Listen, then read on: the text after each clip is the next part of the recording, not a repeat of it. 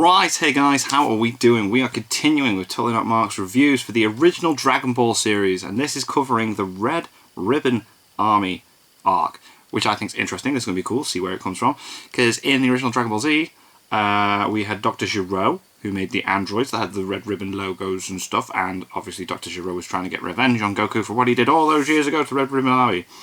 But what did he do exactly? This is going to be educational. I'm getting an insight into why Dr. Gero did what he did, I guess. So let's see what happened with the Red Ribbon Army originally, shall we? Okay, so last week was pretty hype. Yeah.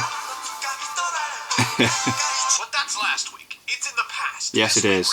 That is true. As we springboard off the back of the 21st Tenkaichi Budokai and into the sprawling and powerful arcs covered today. Something I hope will be apparent in this particular video is the slow progression Toriyama takes. Who not is only that? creating and expanding his world, but also the rogues gallery of villains that populate this increasingly wondrous and dangerous landscape. Like actual ninjas and stuff. Whoa, okay. A robot with a skull. Even those having only seen Dragon Ball Z might remember. Alright, here we go, yeah. Son Goku's first clash with the infamous Red Ribbon Army. Army. Amazing. Oh, wow. Cool. This is gonna be a big one, guys. Yeah? So let's not delay. Okay. I'm Totally Not Mark, and this is my review of Akira Toriyama's underrated and undefeated Dragon Ball. Sick.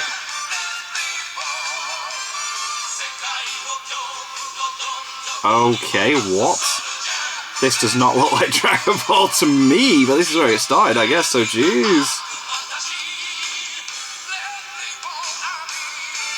The Red Ribbon Army. Whoa. Oh my god.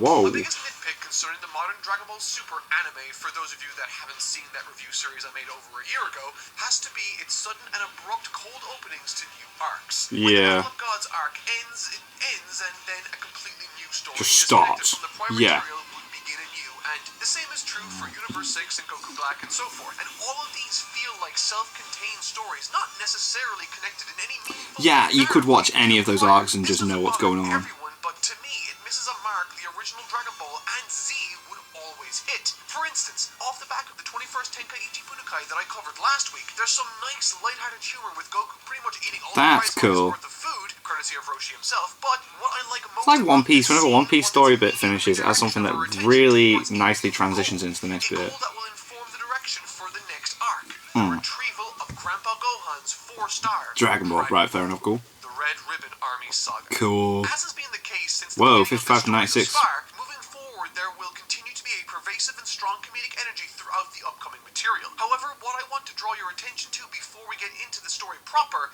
is, as it progresses, I'd like for you guys to pay attention to the slowly escalating sense of drama and stakes. I ask this not because there will necessarily be noticeable stakes in this video. I mean, there very well might be. Lord knows I'm not going to spoil you. But this escalation in mood, stakes, and drama will undoubtedly manifest in some impressive and game-changing ways. Game-changing. And so, as we race forward into this brave new world in search of Goku's 4-star Dragon Ball, I think you should keep in mind where we started in the last video and appreciate the growth as it becomes more and more distinct, slowly becoming the story we're familiar with. Today, yeah, with Z, right, cool. Goku swung across the sky when he's suddenly shot down by a missile launcher. I repeat, Goku and Kidon are both blown out of the sky by a missile launcher. Right. Everyone, this is the first contact Goku makes with the antagonists of this arc. Through one Colonel Silver, he has unknowingly and single-handedly created an enemy that will become more powerful than he or anyone else in this world could possibly imagine. Oh no. In this story, Goku challenges the most powerful evil organization in the world, the Red Ribbon Army.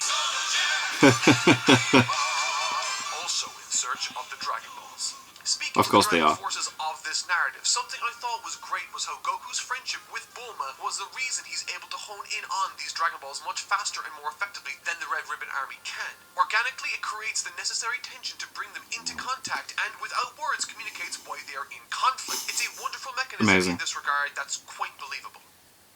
Muscle Tower. Muscle Tower, okay. This Red Ribbon Army arc is the longest of any we've covered thus far, dealing with 3 commanding officers increasing in importance as we go through the 3 acts of the story. In this opening act, we're kicking things off with General White and his fortress shrouded in treacherous icy tundra. This is a the icy tundra. Akira Toriyama's desire to create an interesting but easy to understand understand place to take full advantage of his audience's anticipation and his ability to draw Wow. well in 3D space. If his audience can understand the space in a three-dimensional sense, then he can do much more with the action. Hell yeah.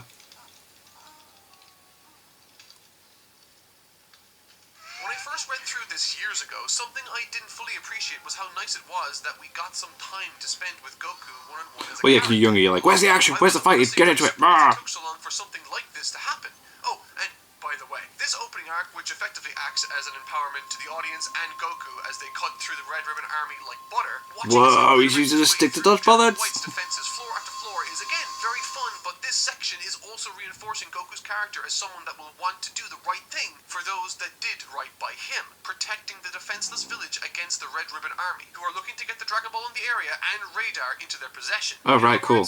Goku's protecting those that need his protection. Oh my god, this seems quite Back to the last dark. philosophy, and I loved it. Furthermore, the framing of these encounters is sort of gamified or fun, for lack of a better term. The goal is to get to the top of the tower, reprimand General White, and save the town's mayor from capture. With every floor introducing more and more intense conflicts, going from grunts on the ground Kind of like Impel Down? Jacket on the third, the first robotic foe Goku has faced in the series. Oh, cool. Definitely a trend of things to come. Yeah. This fight against Full Metal Jacket is actually Full sort of Metal suspenseful, Jacket. mostly because it provides a strong contrast with the initial floors and confrontations between Goku and the earlier portion of the Red Ribbon Army, with Colonel Silver not putting up much of a fight at all. With this fight totally taking Goku and his new extensive powers totally by surprise, as the mechanical monster. That's cool. Is that meant to be a bit of a Terminator reference there as well? Whoa. Oh, wow. Whoa, that's class. Against Sergeant Major Purple, the ninja, is very comedy focused. The Purple fight consists Beep, of, beep. at first, Very Naruto, I love it. Goku foiling his concealment strategies at every conceivable turn in increasingly ridiculous fashion. Overall, compared to the prior bout, this encounter acts as an opportunity for Goku to flex how much more Oh my powerful god. he is than a cocky opponent. It's totally completely Wow. different to the Full Metal Jacket This is fight, brilliant. perhaps more than any other fight into the more comedic gag format. And I say that while also being fully aware that earlier Goku sent a humanoid gangster rabbit to the moon on an extended Stick. pole. Yeah, yeah. As soon as Android 8 shows his face, he immediately contrasted himself with Full Metal Jacket, and I fell in love with his character for Android it. 8. He's so ominous and domineering physically, but totally harmless personally, which is, in and of itself, another nice contrast to oppose Goku's small but impossibly Wasn't strong he persona. in Only on the this second read-through am I in a noticing scene obvious in the contrast Goku to Black reality. arc? I also love the role Watching that as Android everything's plays in like from a helping distance. Goku Am I overcome right? this Ninja Man, in addition to helping Goku navigate the mazes that comprise the upper levels of Muscle Tower. I like it because it ultimately means that Goku manages to escape this tower and reach where he wants to go. So that's really cool. Him being a decent person deep down, and for no other reason really. And Aw, despite just 'cause the Goku's nice. General White coming to a close in relatively quick fashion, Oof. Goku employs Shin some kick. terrific and clever strategy against the General's jiggly contingency plan, utilizing information he gleaned from a young girl earlier towards the beginning of the arc, demonstrating applied knowledge. Way to go, Goku! Nice. Because this is a very long arc sprawling across 41 chapters, Akira Toriyama decided to break it up into 3 easily identifiable portions. Right. But linked them wonderfully. And so, with the Muscle Tower portion now after coming to a close, we get our next goal almost immediately off the back of the last segment. You see, during the assault on the tower, Goku broke the Dragon Radar. No. An understandable and believable consequence that will drag him back into contact with the Bulma. weird and wonderful girl who started this series with him, Of course. Bulma. Cool.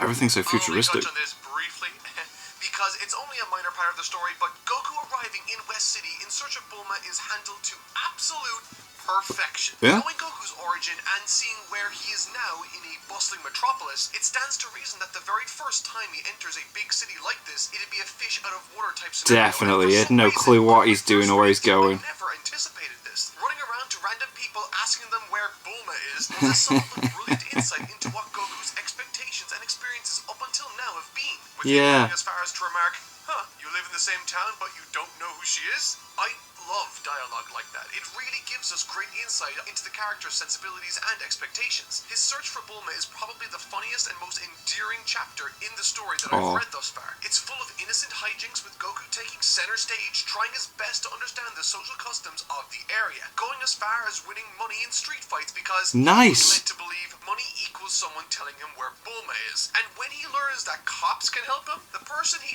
asks to find a cop gets all that money that he won. It's brilliant. It's great. It's over next. General Blue Saga. I swear to God, Blue. During the pursuit of the next Dragon Ball, I loved Bulma's inclusion and I thought it was top-notch. On top of her being, in essence, a terrific plot device that can provide Goku... But she needs to build the Dragon Radar again, yeah? She's also a great character full of personality. This, okay, might seem like a random side note, but one aspect of GT that I didn't like much was how they used, or should I say, didn't use the character of Pan. Introduced in the opening episode with a lot of promise, I quickly found myself invested in her budding story and gravitated towards the character. And then nothing. But it never amounted to anything. She always get in the way, needed saving, and damsel in distress all the time. Than complaining or motivating Goku through capture. And while Bulma still needs help from Goku, Goku wouldn't have ever found his way to this Dragon Ball beneath the ocean alone. Without Bulma. That's ignoring the Dragon Radar she gave him in the first place.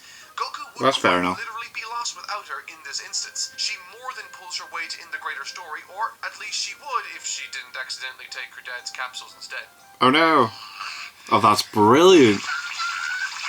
And so naughty. Roshi's submarine thing. And it's here I noticed and agreed just how empowering this arc is. During this material, Goku is very seldom, if ever, on the back foot, dominating every encounter with the Red Ribbon Army's increasingly complex that each, without fail, commit the cardinal sin of underestimating our little hero. Yeah. One scene in particular that's to me as specifically cathartic in this regard is the confrontation Roshi and Launch experience on the island with the Red Ribbon Army themselves. The fashion with which Launch and specifically Roshi disarmed the situation and clobber every single Roshi obviously going to sneeze with that thing tickling her nose. Dragon Ball experience. Yo. If you're from an English-speaking country, odds are your first introduction to the series was through Dragon Ball Z. Yeah. In that story, Roshi plays such a minuscule role, you'd be forgiven for thinking he wasn't anything special at any point in time.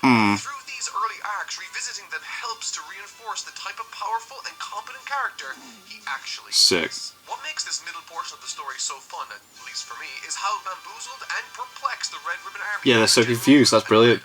They are constantly blown away by Goku's speed, moving from one location to another, his ability to locate Dragon Balls immediately, which they lack the tech to do, and, of course, his otherworldly strength and fighting prowess. And, at the moment, General Blue and his forces are in pursuit of Goku, Bulma and Krillin as they venture down using Roshi's sub in an underwater cave in search of the 4-star ball. Of course. Cards on the table here. I think of the 3 sections I'll be discussing of the Red Ribbon Army, Krillin, calm down, man. General Blue saga is perhaps the least interesting. I think in large part because the second act is in large part difficult to make as interesting in a story.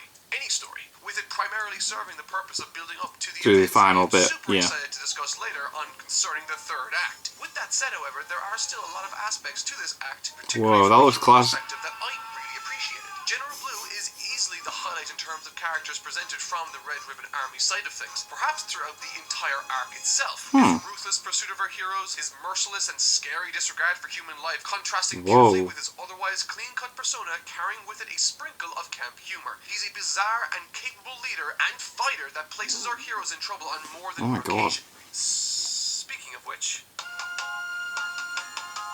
Earlier I mentioned that virtually every advancement the Red Ribbon Army made on our heroes resulted in their ultimate downfall, thus empowering our heroes beyond what they already were in our minds as readers or viewers. Well, that was until General Blue finally started to roll up his sleeves, or take off his shirt, whatever you choose. Okay. What I enjoyed about his clash with Krillin wasn't what I saw, but instead, what I didn't see. Our last checking in with Krillin was during the semi-finals of the 21st Tenkaichi Budokai, wherein he demonstrated his martial arts ability against the eventual winner of the tournament in Jackie Chun. Having narrowly lost that bout against the eventual winner, Krillin was seen, at least to me, as close to Goku's level of strength, and thus, this was still his standing alongside the current cast going into the confrontation with General Blue. So, keeping in mind that the Red Ribbon Army had effectively been the punching bag of the heroes up until now, and that Krillin is seen as a powerful fighter akin to Goku, you'll maybe get a taste of what sort of shock a reader would have had in Japan during the time that they turned the page to see this. We don't see this fight. It simply cuts from before the fight to after it. Great contrast visually, but as I drew attention to earlier, contrasted powerfully with how we thought things would go too. Boastful, As Clash, you think it would just come back and Krillin's won. downright ruthless, General Blue comes out of this encounter virtually unscathed. That's class. And with him mere seconds away from crushing a paralyzed Krillin's skull with a boulder, Oh god. the consequences of this meeting really start to set in. And I love it when Toriyama leverages that aspect of comedy or the gag comic format to create sudden and abrupt moments of desperation for his readers. And I do so because when a character is moments from a gruesome death, it creates the perfect opportunity for a moment like this.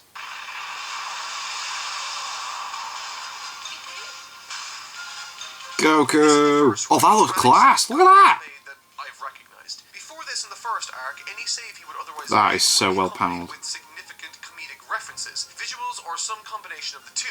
However, this save is framed as being entirely dramatic. It's subtle, but the development of that more serious Come on, tone Goku. ever-present Kick his ass. Z is slowly gradually, Supposed to even come as early as here. The fight itself is perfectly fine, but nothing particularly interesting outside of that specific tonal shift I mentioned. Effectively, the fight continues as many Dragon Ball fights do in the Oh early god, chapters with some brutal. nice handling and gag humor to undercut the entire affair. Goku overcomes Blue, he puts a rat in his mouth and Ugh. yeet themselves back to the surface. Some more hijinks takes Yay. place in General Blue on Roshi's island that is way more funny than it has any right to be, and then Goku starts making his way to a familiar setting for some.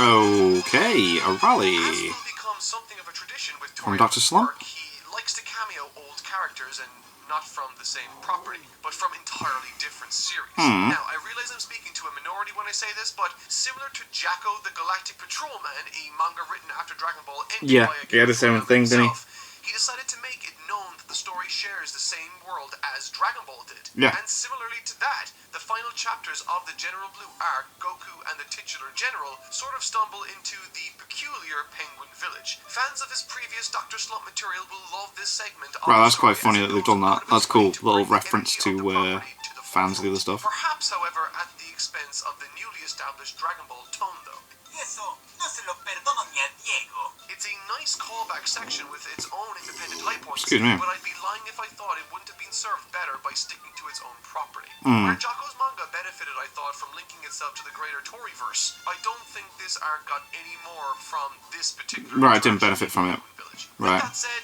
while it was overly lighthearted, those of you that keep tabs on story tone might anticipate a tonal shift soon. For Right. when something good happens in a story, normally Something around bad. the next corner is something likely not too friendly. Here we go. Commander Red Saga.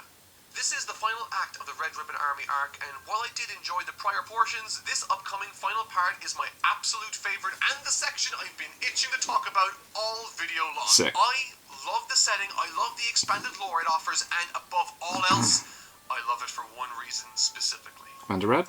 Now, moving at speed towards another group of Red Ribbon Army soldiers led by Colonel Yellow, we pick up with Upa and his father. These character designs clearly take inspiration from Native Americans in Yeah. North America, and they're pretty cool. That does look Particularly the boss. father character. He's not overly complicated, but he's courageous, righteous, and noble. And he's guarding an area called the Korin Sanctuary from the incoming Red Ribbon Army when suddenly... Whoa!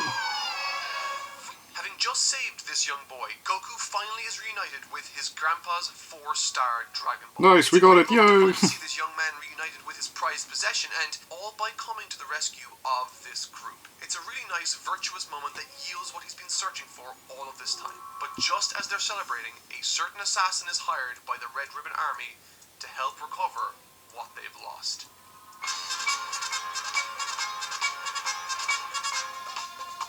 Whoa! Pai Pai, touted as the greatest assassin for hire in the world, is, in addition to the impressive in-universe accolade, one of the most Just says underrated kill you on villains his in the back. entire Dragon Ball universe. There are a ton of genuinely impressive villains later that take That's the amazing. spotlight in the global zeitgeist, but unlike many of them, this man genuinely would have scared me as a child. In a story with such a large focus on joy, adventure, and comedy, for this no-nonsense, cold-blooded killer to now act as the main antagonist for this Oof. section was a shock to my system. Nice. You feel the tone shift violently as soon as he takes control of the narrative. Introduced to us primarily through his first task of killing General Blue for his past failures. Keep also in mind Oh. the fact that Blue has been perhaps the single best challenge to Goku behind Roshi, and the fashion with which Tao disposes of Blue is as unorthodox as it is.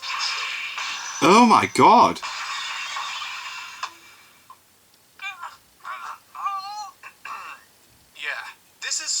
that wastes no time in killing his Whoa. opponent, and to add to his intimidation factor, he performs physical feats never before seen in the series. Like, Oh for my example, God. he's informed that a jet is prepared to transport him to Korin Sanctuary so that he can deal with Goku right there and then. However, he declines, rips a pillar from the wall, throws it into the air, and rides it over the horizon, citing that he'll be back shortly with everything they Wow. requested in tow. I'd argue that this scene, while silly, ought to be, I think, as iconic as Frieza's floating chair thing.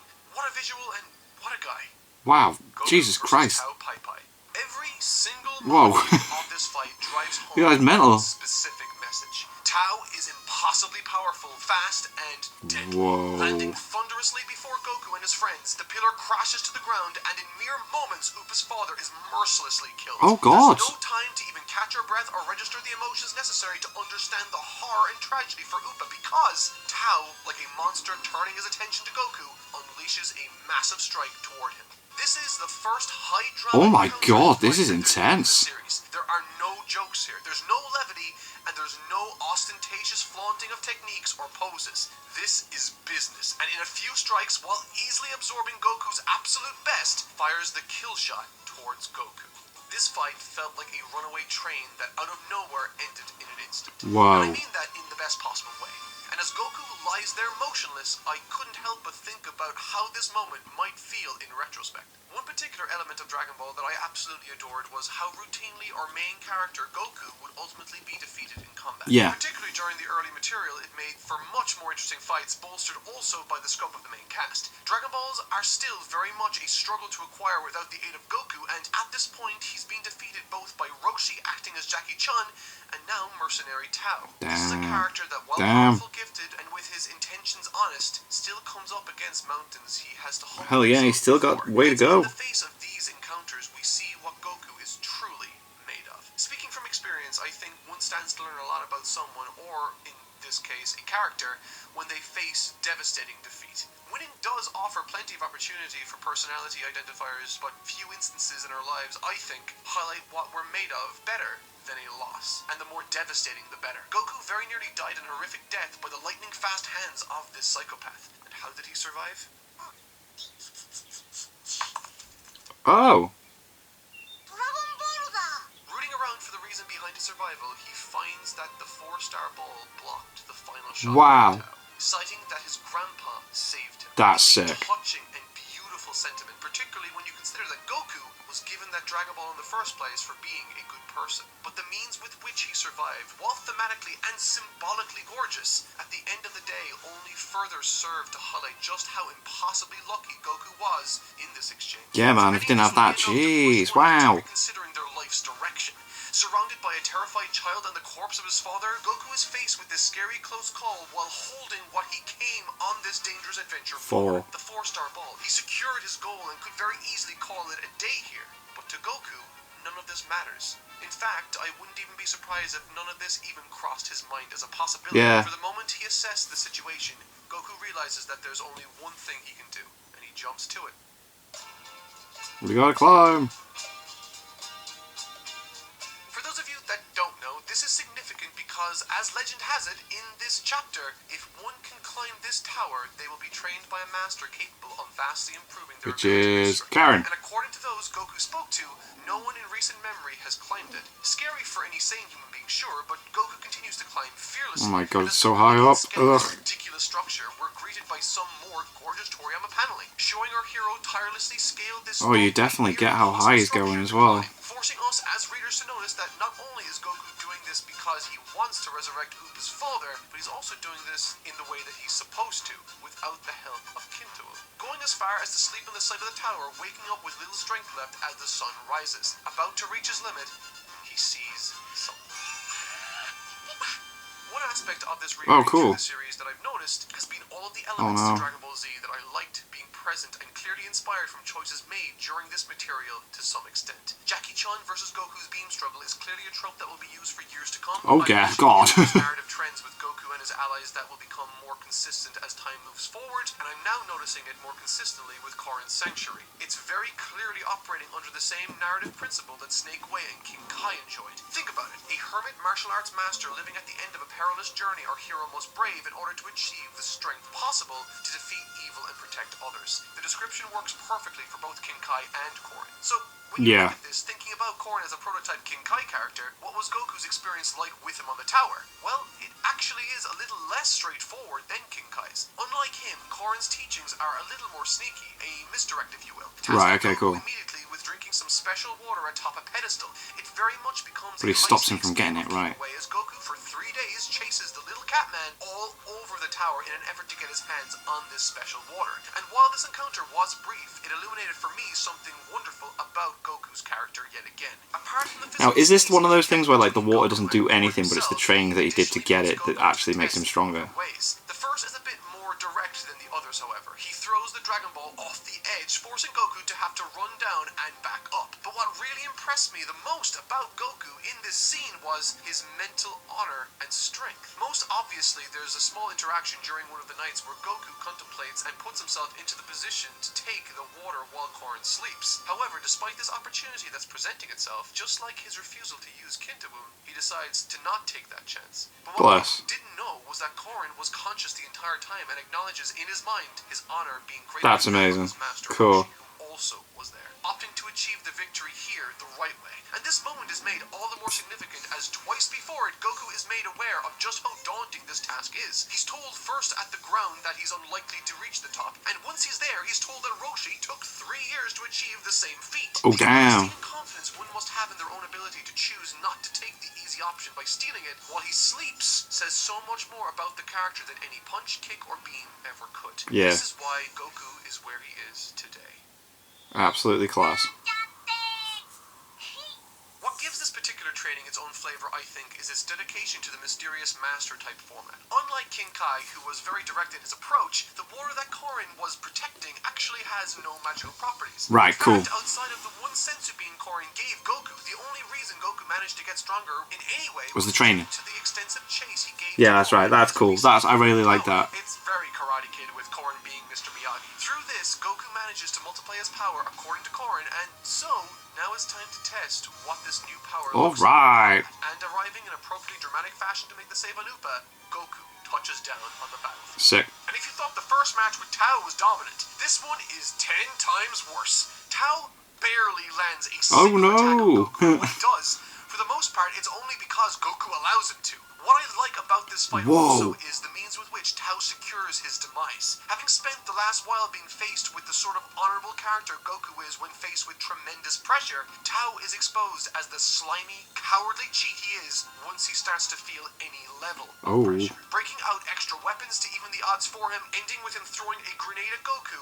which he easily kicks back into his face. Oh my god. For me, the Korin Tower and Tao Pai Pai stuff was by far the most interesting and entertaining in this arc. What remains in it, however, is effectively a few chapters of Goku feeling like a god as he blasts, punches, and kicks his way through the remaining forces of the most evil organization on Earth. The most interesting aspect of these final moments in the Red Ribbon Army HQ comes by way of Commander Red's mutiny at the hands of his number 2. Funnily enough, this whole betrayal comes about because that Red character didn't want to use the balls for world domination, but instead to increase his height, which, funnily enough, helped me notice yet another parallel perhaps between this and modern Dragon Ball, in that being effectively the same sort of wish Frieza wanted to make in the Broly film. But at the end of the day, when offered a partnership by that new head of the Red Ribbon Army, Goku, without hesitation, said no.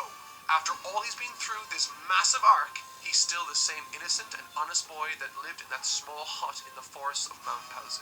Unfortunately, however, that brings us up to the end of this video. I love the Tao Pai Pai stuff, and I very much enjoy the slow seems really cool, yeah, it's like, whoa. Towards the end of the story. And while I've loved the journey up until this point, from now on, we're moving on to some of the most serious and best written material in the manga. Next time, we're jumping back in with Fortune Teller Baba and another world tournament. I hope you all enjoyed it. Consider subscribing if you don't want to miss the next installment, and I'll see you all next time. Wow. So was Dr. Giro not an actual character then? Was he just made up, but like just keep the Red Ribbon thing going? Or oh, is that Grandpa Gohan? Whoa, okay. I'm really liking these reviews. That was class. That was really cool to like see all that.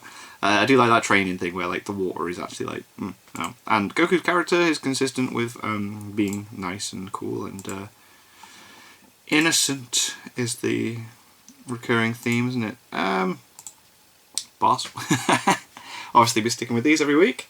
It's class to see where it all came from. That height joke as well. I instantly was like, oh, that's Frieza's wishing the Broly. Cool. So, awesome. Thank you to my patrons. If you want to have your name at the end of every video I upload, link is in the description to the Patreon page. $1 a month is all I ask to help support the channel. Thank you guys very much for that. Greatly appreciated. And thank you all for watching. What do you guys think of that? What do you guys think of this? Click like, subscribe, and leave comments down below. Let me know what you're watching, discuss in future videos, and I'll see you guys, just all you guys, next time.